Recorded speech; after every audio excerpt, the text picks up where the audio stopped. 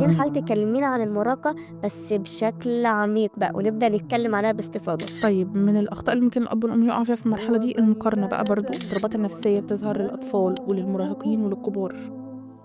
في طفل على فكرة ممكن ييجي له وسواس قهري، في طفل ممكن ييجي له اكتئاب، في طفل ممكن ييجي له قلق، في علم لوحده مفصول كده عندنا في الطب النفسي، الطب النفسي الجنسي. ازاي نحمي ولادنا من التحرش أو من العلاقات المؤذية؟ المشاعر الطبيعية بشكل عام كلها كجزء إنساني وطبيعي كلنا بنمر بيه، وفرق ما بين المشاعر المرضية. أولًا الآباء دايمًا تخيّل نفسك مكان ابنك وبنتك أنت كنت مكانهم في يوم من الأيام. للمراهقين برضه أنت بتمُر بمرحلة لخبطة كبيرة. هذه الحلقة برعاية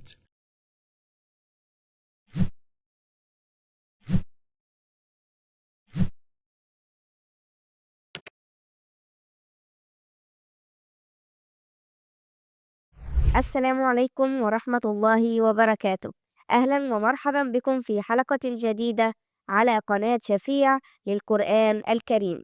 ضيفتنا اليوم هي الدكتورة علا سامي، استشاري العلاج النفسي والإدمان. أهلا بحضرتك. أهلًا بيكِ يا أستاذة صفية. اتكلمنا عن المراهقة بشكل بسيط في حلقة سابقة. النهاردة عايزين حضرتك تكلمينا عن المراهقة بس بشكل عميق بقى ونبدأ نتكلم عليها باستفاضة. عايزين نعرف ايه هي التغيرات النفسية والجسدية اللي بتمر في الطفل في المرحلة دي. طيب مرحلة المراهقة في أي بيت كده عاملة قلق، في أي بيت أي مراهق بيبدأ إن هو يعترض، وبابا وماما مش واخدين إن الطفل الصغير اللي هُم كانوا بيربوه وبيوجهوه يمين وشمال زي القطة الصغيرة كده، خلاص بدأ يتمرد ويعترض، يبقى ليه رأي، يبقى ليه اختيارات، يبقى ليه حياة عايز يعيشها وعايز يكوّنها وعايز يبنيها. أيوة. فتبدأ من هنا يحصل صدام. طيب إيه التغيرات أصلًا اللي بتحصل؟ تعالي نمسك كده يعني مثلًا أول التغيرات مثلًا بتحصل للبنت في المرحلة دي. أول حاجة مثلًا التغيرات الجسدية، يبتدي الجسم يكبر، يبتدي الطول يزيد، تغيرات في مناطق الأنوثة، تبتدي البنت تكبر، تنضج، يبقى في فترة بلوغ، مرحلة الدورة الشهرية، اللخبطة، إيه مثلًا هي يعني إيه أصلًا، هل البنت عندها وعي بالحاجة زي دي، بالحدث ده والّا لأ؟ الأم اتكلمت معاها، خدت معلومات والّا مخضوضة والّا حاسة بإيه؟ فبتبتدي تحصل لخبطة كبيرة. في علامة بتقول إن أنا ما عُنتش طفلة، في علامة بتقول إن أنا لأ، ده أنا في حاجات كتير اتغيّرت، لبسي طبيعته أصلًا بدأت تتغيّر، تفكيري، بدأ يبقى في مشاعر جنسية، رغبة جنسية مثلًا بتبدأ تتكوّن أو بتبدأ تكون موجودة، ويبقى في تركيز عليها، فدي بتعمل أصلًا حتّة قَلَق عند البنت مثلًا، بالذات كمان لو بيت محافظ أوي، فممكن تبتدي تحس مثلًا هنا بالذنب.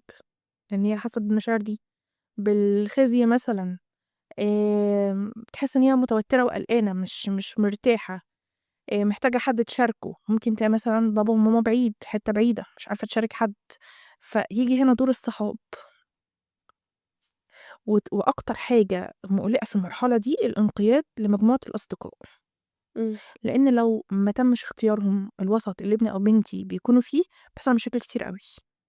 سلوكية ونفسية وبيبقوا تابعين ليهم بشكل صعب أوي، متأثّرين بآرائهم جدًا، فتبدأ إن هي تتكلّم مثلًا مع حد من أصدقائها، ممكن يكون مثلًا يدّيها المعلومات بشكل غلط، فهنا دور بقى الأم إن هي تحتوي، عشان كده بنقول يا جماعة ثقافة الاحتواء دي مهمة جدًا عندنا كلّنا، كبار صغيّرين.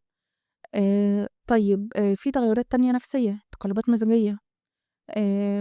قمْص بسرعة بقى، يعني زي ما بنقول كده، زعل، بنلاقي مثلًا برضه على طول البنت بتبقى محتاجة حد يكلّمها كلام حلو، يثني على شكلها اللي اتغيّر، يثني على تصرفاتها، حاجات من دي كلّها. هي كلّها مرحلة فيها تغييرات بيولوجية وكيميائية ونفسية وهرمونية في الجسم. في الشخصية كمان مثلًا بتبقى عايزة تبقى مستقلة شوية، ليها اختيارات، ليها حياة، هي اللي عايزة تختار لبسها بنفسها، هي اللي عايزة تختار حاجتها، لأ هالبس الحجاب، لأ مش هالبس الحجاب، بنلاقي تفكيرات وتشتتات كتير جدًا عند البنت.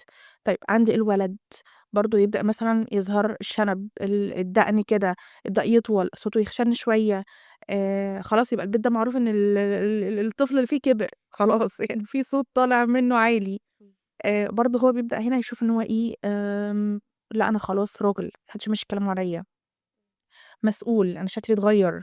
إذا كان بابا مثلًا واخد شكل معيّن، خاله، عمه، أنا بقيت نفس الشكل وبقيت نفس النمط، والراجل هو المفروض يبقى مسيطر، الراجل المفروض كلمته تمشي، وإزاي مش عارف إيه. فتبتدي هنا استقلال بقى ونزاعات، إمم. استقلال بنزاعات. زي ما قُلنا هي مرحلة تغيير بيولوجية في الجسم وهرمونية وفي الشكل، في كل حاجة، في الشخصية ذات نفسها. التمرُّد هنا بيبقى موجود عند الجنسين، الولاد أكتر أو الذكور أكتر من الإناث. متمردين، عايزين يبقى ليهم حياتهم، ليهم شخصيتهم، يخرج ما حدش يقول له رايح فين، يخرج وما حدش يقول له أنت راجع الساعة كام. هنا بقى أهمية وضع حدود. إمم. إحنا هنا ما بنسيطرش بشكل السيطرة اللي هي السلبية، إحنا هنا بنحط حدود و ون و وننضبط عليها أو ننفذها، لكن مش بنتساهل، والتساهل هنا معناه غياب الاحتواء وغياب الحدود. تمام. فالحدود هنا بتريح كل الأطراف، وبتخلّي الولد أو البنت عارفين إيه اللي ليهم وإيه اللي عليهم، عشان ما يبقاش في جموخ. بس. شكرًا لحضرتك جدًا. طيب ليه الطفل في المرحلة ديّة بيبقى عنده حساسية؟ مش طفل بقى، هو بقى مراهق خلاص، فليه بيبقى عنده حساسية من ناحية العناد أو من ناحية اللي هو عايز يفرض رأيه؟ فحابين برضه حضرتك توضحي لنا نقطة شبه ديّة. هو ده جزء من المرحلة، العِند أو التمرُّد فيها أو الاستقلالية ده جزء من المرحلة وجزء من تكوين الهوية والشخصية. لكن لو زاد عن الحدود مثلًا نبدأ نقول لأ هنا في مشاكل، أو هنا في مشكلة سلوكية ومشكلة نفسية محتاجة إيه، مُختص. لكن هو جزء طبيعي جدًا من المرحلة دي، مش لازم ناخده على إن هو علامة خطر أو إنذار خطر. يا ريت كل أب وأم مثلًا يفتكروا نفسهم كانوا عاملين إزاي في المراحل دي. تمام. كمان إحنا بنربي في زمن غير الزمن، يعني لكل مقام مقال. إحنا التوقيت مختلف، الحياة مختلفة، الإتاحة الواحد لها السوشيال ميديا مغرقة الدنيا بمعلومات، فيها الصح وفيها الغلط، مدية انطباعات ومدية يعني عن يعني مدية فريمات كده أو براويز كده عن الجمال وعن الشكل وعن كل حاجة. فالدنيا اختلفت، في اختلاف كبير جدًا في الحياة وفي الدنيا. فبرضه نراعي ده مع ولادنا، ونراعي إن إحنا دلوقتي آمم يعني أكتر حاجة صح نقدر نعملها إن إحنا نحتويهم، إن إحنا نقرّب منّهم، إن إحنا نقدّم النصيحة، مش نلقي محاضرات. مش طول ما أنا قاعد عمّال بادّي ابني محاضرات وبادّي بنتي محاضرة، مش طول ما أنا قاعد عمّال باصدر في أوامر. إمم. لأ أنا بشكل إيه، عفوي، وأتقبّل الخطأ منهم، وأتقبّل العثرات بتاعتهم. إمم. إيه الأخطاء اللي ممكن الآباء يقعوا فيها مثلًا في المرحلة ديّة؟ طيب من الأخطاء اللي ممكن الأب والأم يقعوا فيها في المرحلة دي، المقارنة بقى برضه، زي ما قُلنا قبل كده عند الأطفال، المقارنة دي صعبة جدًا. آمم وبرضه حتّة اللي هي إيه، مثلًا كل شوية التعنيف، سواء العنف اللفظي أو الجسدي، الضرب ده خطأ جسيم ممكن الأب والأم يقعوا فيه، أضرار نفسية كبيرة جدًا على الطفل أو حتى على المراهق.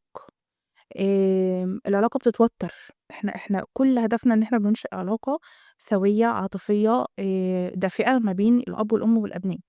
طب لمّا تكون قايمة على العنف اللفظي والعنف الجسدي، اللي هو أنا طول الوقت باشتمك، طول الوقت باوبّخك، طول الوقت باعايرك بعيب فيك، بمشكلة عندك، بغلطة أنت عملتها، أو طول الوقت أنا مثلًا كل ما بتعمل حاجة هوب بالقلم، كل ما بتعمل حاجة على طول يعني ما عنديش تفاهم، إيدي سابقة مُخّي.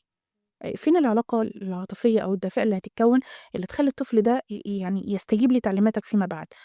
ده إحنا عندنا في العلاج النفسي دايمًا نقول مع المريض كوّن علاقة علاجية كويسة الأول، علشان تقدر إن أنت من خلالها ت ت ت ت تقوم بشغلك أو تقوم بالجلسات بتاعتك. فالعلاقة الدافئة أو العاطفية السوية لمّا بتسبق مرحلة التعليمات والحدود والحاجات دي كلّها، بتبقى الموضوع أسهل. إمم. طب إزاي نفهم احتياجات المراهق بدل ما ندخل معاه في الصراع زي ما حضرتك بتقولي؟ إزاي نفهم الاحتياجات بتاعته؟ طيب مرحلة المراهقة ليها يعني المراهق فيها ليه احتياجات كتير، أهمها طبعًا إن هو يتسمع، إن هو يتساب له مساحة يعبّر فيها عن رأيه، يرفض ويقبل، يتقبل قبول غير مشروط، مش أنت هتكون كويس بالنسبة لي لو سمعت كلامي، هاحبك لو مشيت زي ما أنا عايز بالضبط. لأ أنا باحبك ولكن ممكن نتناقش في موضوع كذا، أنا باحبك لكن السلوك اللي أنت ابني وأنا باحبك، لكن السلوك اللي أنت عملته ده مش مرفوض، في خطأ. فهنا القبول مهم جدًا، القبول ده يعني شيء كبير، وعدم إصدار الأحكام. أنا مش طول الوقت مثلًا بابا وماما هيفضلوا يحكموا عليَّ، مش طول الوقت أنا مستني الاتهامات، مستني الأوامر، كل دي حاجات بتسبب مشاكل كبيرة جدًا فيما بعد، وبتعمل فجوة كبيرة أوي ما بين الأب والأم وما بين ولادهم. طب الاضطرابات النفسية هي خاصة بالكبار بس والّا ممكن تظهر للشخص المراهق؟ لا طبعًا الاضطرابات النفسية بتظهر للأطفال وللمراهقين وللكبار. في طفل على فكرة ممكن ييجي له وسواس قهري، في طفل ممكن ييجي له اكتئاب، في طفل ممكن ييجي له قلق. في مراهق ممكن يصاب باكتئاب، في مراهق ممكن يصاب بقلق، في مراهق ممكن يصاب باضطرابات شخصية حدية، لأ مرحلة المراهقة فيها اضطرابات نفسية بتحصل كتير، في حاجة اسمها اضطراب المسلك، تمام، ده برضه بيحصل في مرحلة المراهقة، في الإدمانات وأشهرهم يعني دلوقتي مثلًا إدمان الإنترنت، إدمان الموبايل، إدمان الجيمز اللي موجود عليه، السوشيال ميديا، التيك توك، الحاجات إمم. دي كلها الreels الفيديوز الموجودة وتقليدها والانبهار بعالم السوشيال ميديا، الإدمانات كتير، في إدمان المخدرات، في إدمان الأفلام الإباحية مثلًا، ودي بتغيّر برضه في كيمياء المخزية زي الإدمانات العادية بالضبط. وبتسبب انحرافات ومشكلات جنسية واضطرابات جنسية كبيرة جدًا، فلأ مرحلة المراهقة مرحلة يعني تربة خصبة للاضطرابات النفسية. عايزين نمسك على جزئية الإنترنت، وإزاي إن الطفل بيكون فعلًا مدمن للإنترنت، بس ديّة نخلّيها بعد الفاصل إن شاء الله، فاصل قصير ونرجع ليكم مرة تانية بإذن الله. أن تتلو القرآن فهذه بركة، وأن تتقن تلاوته فذلك هو الاصطفاء.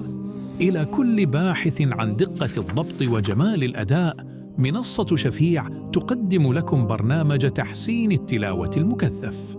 30 جلسة إقراء حية ومباشرة مع نخبة من المقرئين المتقنين ممن يحملون إجازات بسند متصل إلى النبي صلى الله عليه وسلم.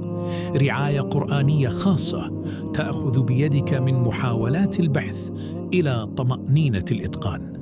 انضم إلى منصة شفيع اليوم وابدأ رحلة اليقين القرآني. رجعنا لكم بعد الفاصل مرة تانية، ودلوقتي هنتكلم عن أخطار السوشيال ميديا وإزاي إن هي بتأثّر على المراهق وعلى تكوين المراهق. أهلًا بحضرتك. أهلًا بيكِ يا أستاذة. حابين حضرتك تكلمي لنا إزاي إن السوشيال ميديا بتأثّر على المراهق. طيب أنا السوشيال ميديا بتدّي عالم من المثالية في الجمال و وفي العلاقات وفي وفي طبيعة الحياة، بتدّي عالم مثالي جدًا، طول الوقت الولد أو البنت عمّالين يقارنوا نَفْسهم، حياتهم، شكلهم بالناس اللي على السوشيال ميديا، بالفلاتر وبالناس الموجودة وبالأماكن اللي بتتصوّر وبشكل العلاقات اللي بتتصوّر برضه والكلام اللي بيتقال مثلًا وحاجات من دي كلّها، طول الوقت مقارنات، فبتخلق إحساس بالنقص، بالدونية. وسعي نحو الكمال، طول الوقت هو عايز يبقى كامل، عايز يبقى عنده زي ده، عايز يبقى عنده زي ده، مقارنات، قلق، حالة من القلق والتوتر باستمرار، تمام؟ فالسوشيال ميديا لها ما لها وعليها ما عليها، ولكن للأسف إحنا لمّا ما بنقدرش نستخدم الحاجة بشكل سليم، أضرارها علينا بتبقى كبيرة أوي ومتشعبة.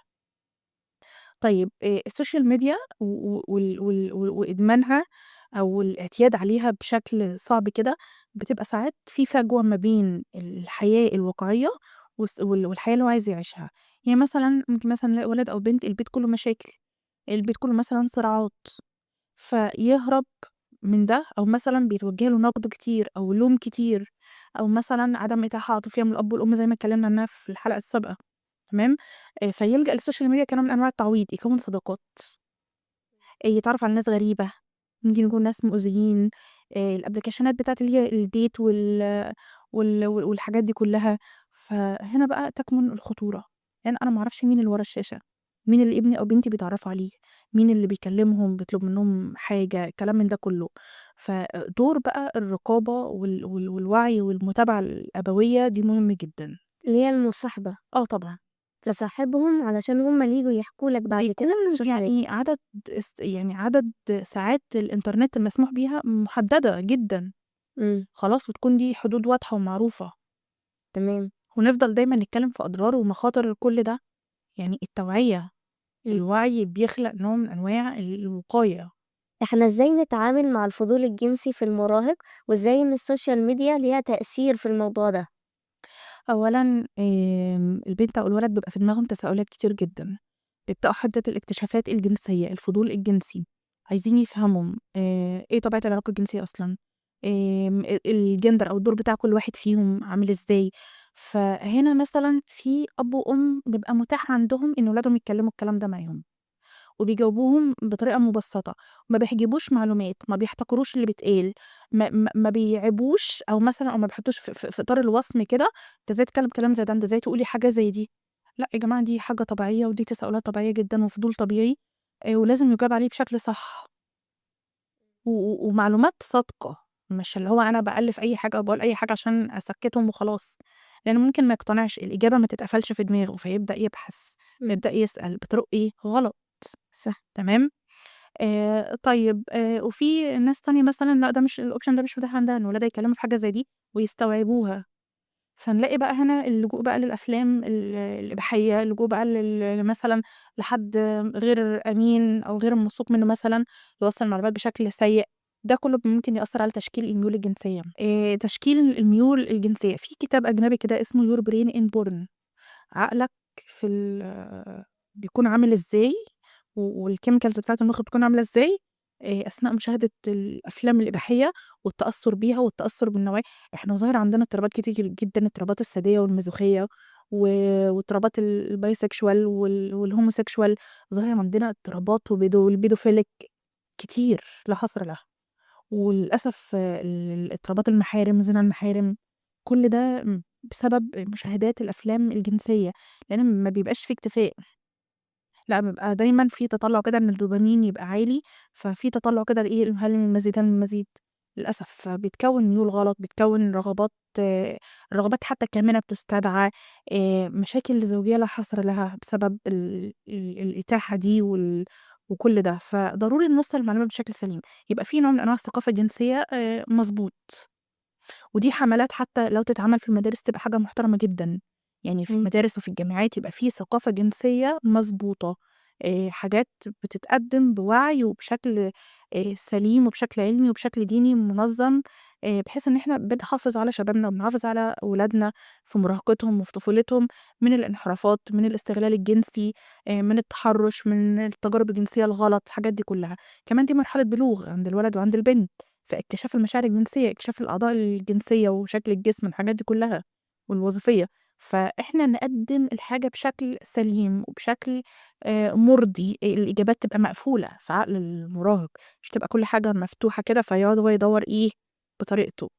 طيب حابين حضرتك توضحي لنا إيه الفرق ما بين الإجابة المنغلقة اللي هو بيكتفي بالإجابة لأ، يعني هو بيرفض الإجابة أو يرفض إن هو يجاوب على السؤال، وما بين الإجابة المنفتحة الزائدة، وما بين الإجابة اللي هي بتبقى الحكيمة الإجابة الصحيحة، حضرتك وضحي لنا الفرق ما بين ال3 إجابات دُولة. طيب تعالي نبدأ بالإجابة اللي هي الجريئة شوية أو اللي فيها جرأة، أو الخادشة مثلًا. دي بتبقى في بعض الأسر أو بعض البيوت اللي بيكون فيها بعض الاضطرابات النفسية والأخلاقية وبعض الانحرافات، فتلاقي الكلام بشكل فَج جدًا، ممكن أصلًا يعني عادي جدًا بيبقى في لا مبالاة من الأب والأم إن الطفل يشوفهم عادي وهُم في علاقة حميمة أو مثلًا أول مراهق يشوفهم عادي جدًا، ما عندهمش مشاكل، ما عندهمش ده ما بيسببش عندهم أزمة. فهنا في جرأة، في خدش للحياء، في خدش للطفولة، في خدش لكل حاجة، في كده استطارة كده خلاص إحنا بنشيلها خالص، بنرميها، وده مش صح خالص، تمام، لإن أغلب اضطرابات زنا المحارم أوقات بتنشأ من الحتّة دي. طيب عندنا برضه فدي في حد ذاتها أصلًا تكوين محتاج يتعالج إمم. للأسر. في عندنا بقى الإجابات المنغلقة بعدين، لمّا تبقي تكبري تبقي تعرفي. لمّا تكبر كده وتبقى مش عارف قد خاله قد عمه قد مش عارف إيه، هتبقى تفهم كويس الكلام ده، أنت إزاي تتكلم في حاجة زي دي دلوقتي؟ ما أنت مش فاضي، ما أنت لو فاضي للمذاكرة كنت يا جماعة ما ده جزء من تكوين الطفل بني آدم بيكبر، إمم. بني آدم بيكبر، تمام؟ ده في علم لوحده مفصول كده عندنا في الطب النفسي، الطب النفسي الجنسي، ده علم مستقل بذاته لوحده، وفي منتهى الوعي وفي منتهى الثقافة، والناس المتخصصين فيه يعني منهم ناس أفاضل جدًا وناس ممتازة وناس بتوصّل معاهم بشكل رائع، تمام؟ ليه نروح عند العلاج؟ ما نروح عند التوعية، ليه نستنى لحد ما نوصل لمرحلة العلاج؟ ما نروح ناخد توعية وناخد فهم وناخد وعي، ونوعّي ولادنا ونفهّمهم ونحميهم من الانفتاح الشديد اللي إحنا عايشين فيه دلوقتي، صح. والانحرافات والمشاكل الكتير الموجودة. دي الإجابة اللي هي إيه، المنغلقة، اللي بتسبب بقى المشاكل اللي حاصلة، اللي هو طَب أنتِ طَب ما جاوبتونيش، طَب أنا هاروح بقى أدوّر بمزاجي، إمم. طَب أروح أسأل مش عارف مين، صح. نلاقي بقى بلاوي بقى بتحصل، كوارث. طيب في بقى الإجابة الواعية، اللي هو أنا باجيب طَب حتى لو أنا كأم مثلًا بنتي سألتني سؤال أنا مش مستعدة ليه دلوقتي، أنا ممكن مثلًا أقول لها طَب حبيبتي مثلًا أخلّص حاجة وهاجي أتكلم معاكِ، لحد ما أنا أعمل search، أرتّب أفكاري، أبدأ أتكلم معاها بقى. ده كذا، كذا، كذا، كذا، ودي حاجة ربنا أحلّها، وربنا جعل الزواج كعِفّة للراجل وللست، وأبدأ إن أنا أتكلّم بشكل كويس، شكل إيه، علمي وشكل منمّق وشكل يقفل الإجابات الكتير، سألت في أي حاجة أتكلّم. في مثلًا ولد أو بنت ممكن يسمعوا وحكاوي بقى في مدارس الثانوي وكده والمراهقين، حكاوي وحواديت كتير، هيسمع حاجة هييجي يردّدها لك، ما تتخضّش بقى، ما تتفزعش. توقّع كل حاجة، كويس ما جه يسألك، مش رايح يسرِّش، تمام، وخلاص وزي الفل بقى وياخد بقى حاجات غلط، زي ما تقولي قولي، صح.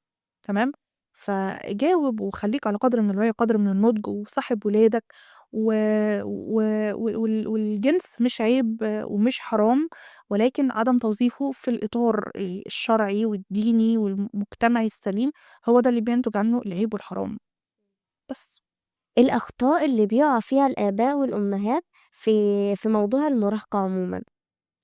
إن هُم لسه بيتعاملوا مع البنت أو الولد على إنهم لسه بيبيهات أو أطفال، هيمشّوهم زي ما هُم عايزين، هيحطّوهم على نهج معيّن وحاجة وهُم هيمشوا زي ما هُم عايزين بالضبط، ده أكتر حاجة غلط وده خطأ كبير جدًا، وغياب الحدود، ومثلًا لو في بقى نقطة مهمة أوي برضه عايزة أوضّحها لِك، الأم مثلًا بتشتغل والأب بيشتغلوا، تمام، فيبدأوا يعوّضوا حتّة إن هُم مش يعني إن هُم بيشتغلوا دي وبيقضّوا عدد ساعات كبير في الشغل عن ولادهم، حتّة الماديات الكتير، تساهل، كل حاجة مُجابة، ده مش صح، ده بيعلّم الطفل إن أنا عايز الحاجة دلوقتي وحالًا، ما ينفعش تتأجّل، بيعلّمه ساعتها إن ينقاد وراء أي سلوك غلط أو أي حاجة ترضيه وخلاص.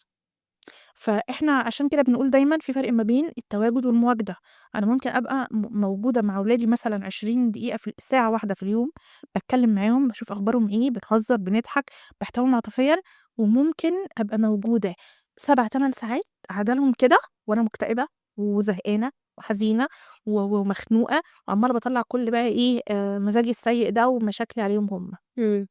فأنا متواجدة إزاي مع أبنائي، متواجد إزاي مع ولادي، بعد ما باخلّص شغلي كلّه و وتعب اليوم كلّه، أنا ابني المراهق ده بادخل أسأله أخبار يومك إيه، عامل إيه، بنتي دي أخبارِك إيه، عملتِ إيه، رُحتِ فين، جيتِ منين، وبشكل كويس مش استجواب ومش تحقيق هو، إمم. تمام، ولكن ده دردشة، في وقت للعيلة، في وقت للأسرة، غايب، مسافر، هنا، في فيديو call. في واتساب، في طرق اتصال كتير جدًا، يعني اللي إحنا دلوقتي في عصر إيه مفتوح، تمام، بس. إزاي نحمي ولادنا من التحرُّش أو من العلاقات المؤذية؟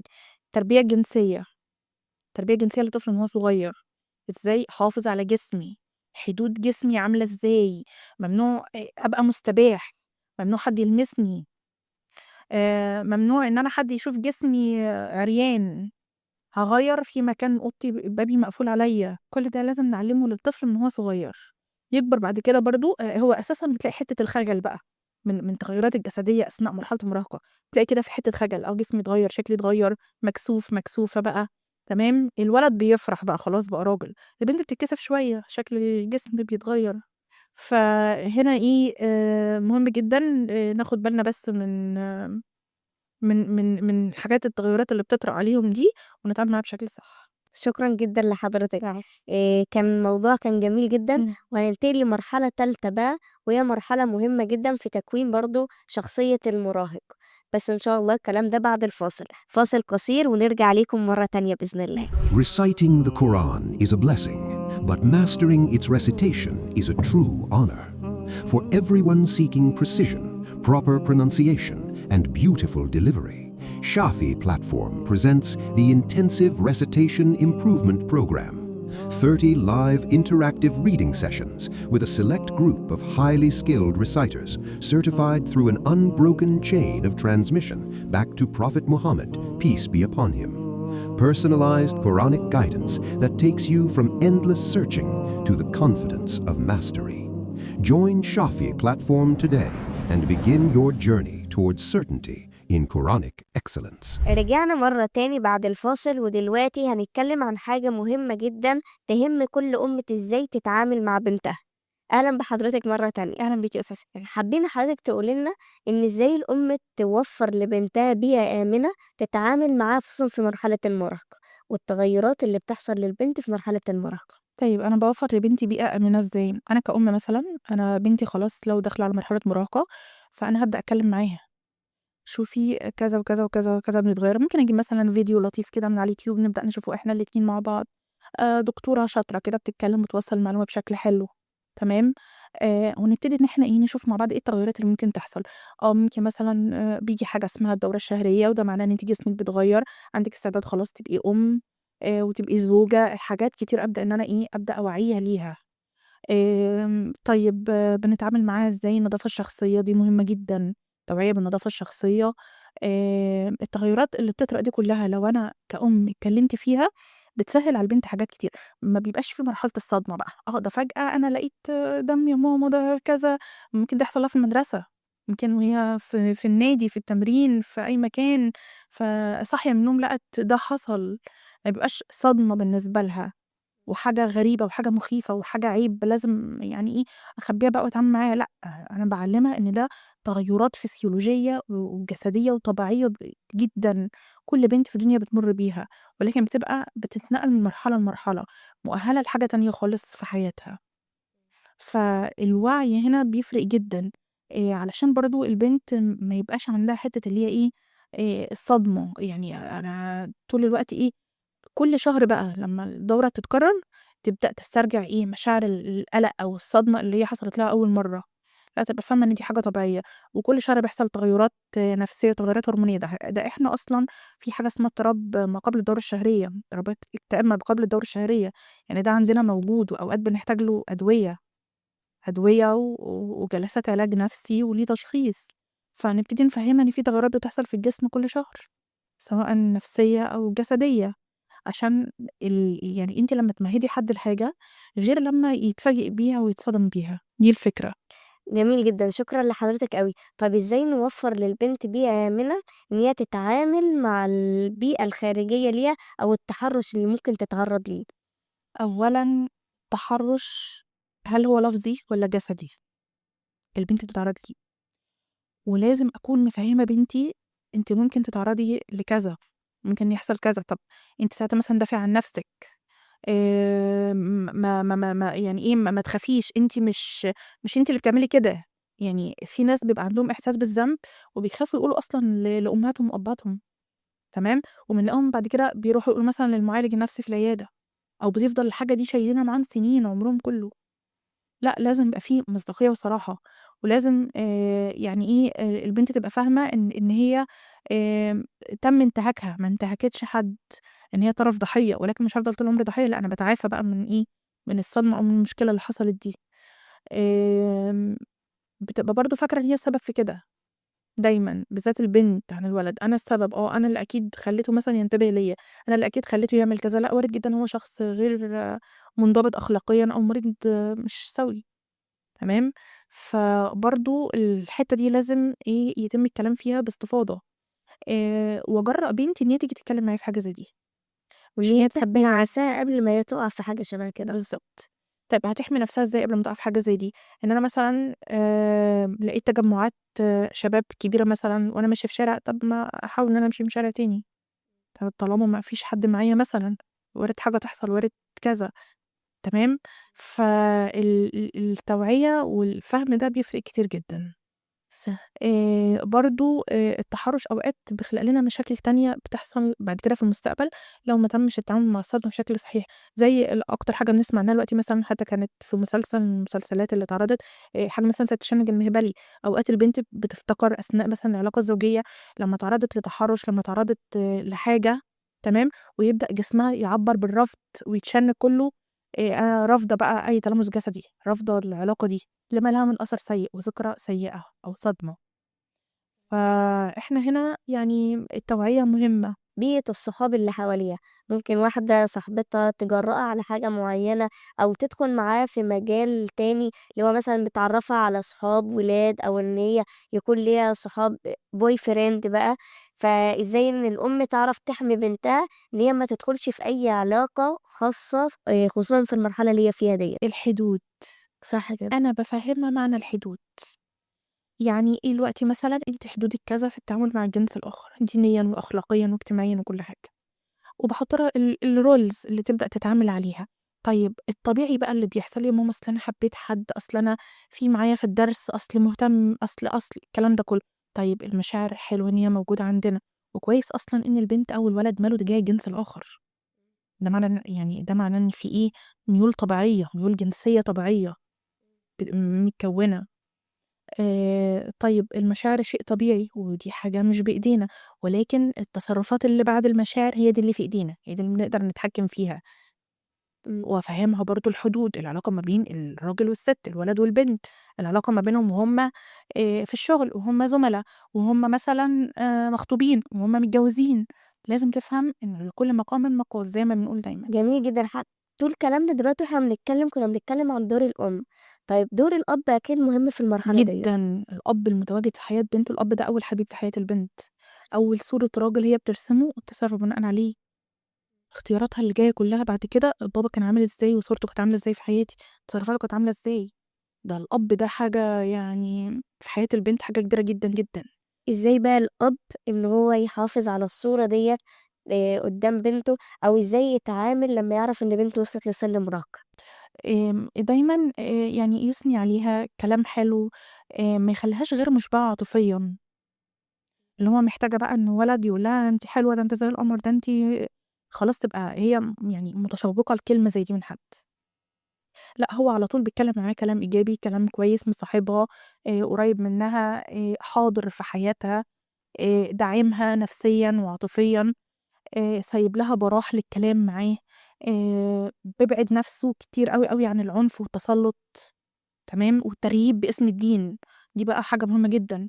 الترهيب الديني ده حاجة صعبة والله، لإن إحنا دين يُسر مش عُسر، إحنا دين تسامح في الآخر. فربنا سبحانه وتعالى يعني خلقنا الدنيا دي مش عشان نحقق target الكمال المعيّن، لأ إحنا بنغلط وبنرجع نتوب تاني وكلام من ده كلّه. برضه الترهيب بالدين ده حاجة صعبة أوي، أوي، وفي الآخر بيوصّل مثلًا بندخل بقى في سكة الإلحاد وكره الدين أصلًا والكلام من ده كلّه. فكل ما الأب كان داعم وكان محتوي وكان ذكي عاطفيًا، الذكاء العاطفي ده من أكتر أنواع الذكاء الجميلة والمهمة. ذكي عاطفيًا بيقدر يفهم ويحتوي ويقدّر، فكل ما الدنيا بتكون أفضل بكتير جدًا، وبنتلافى مشاكل بقى كتير. طب دوري أنا كمُعلِّمة مثلًا، لو عرفت إن البنوتة خلاص هي دلوقتي في سِن مراهقة، إزاي أنا أتعامل معاها بشكل صحيح؟ خصوصًا لو أنا عرفت مثلًا إن هي بتتجه اتجاهات تانية وفي خوف من الأهل مثلًا. يعني إيه خوف من الأهل؟ هي خايفة دلوقتي إن هي تصارح أهلها بحاجة معيّنة، وأنا عرفت الحاجة ديّة مثلًا، عرفت إن هي ليها علاقة بشاب، عرفت إن هي ليها علاقة أو في اتجاه خطأ مثلًا. فأنا دوري إيه كمُعلِّم؟ تمام، أنتِ بتتكلمي معاها الأول كمُعلِّمة وكحد مثلًا ليه مسؤولية تربوية، تمام، وبتبدئي تفهّميها أضرار اللي هي بتعمله، سلبيات السلوك ده، ممكن يضرها إزاي فيما بعد في المستقبل، بتفهّميها برضه حدود العلاقة، وبعد كده بتنقليها بقى للأخصائي النفسي اللي موجود في المدرسة. هو الأخصائي الاجتماعي، هو بقى بدوره بقى يعمل بقى حاجة اسمها الfamily therapy العلاج الأسري، مع البنت ويبدأ إن هو يقوم بدوره كأخصائي نفسي. شكرا جدا لحضرتك، والله حاجة جميلة جدا ومعلومات فعلا مهمة قوي.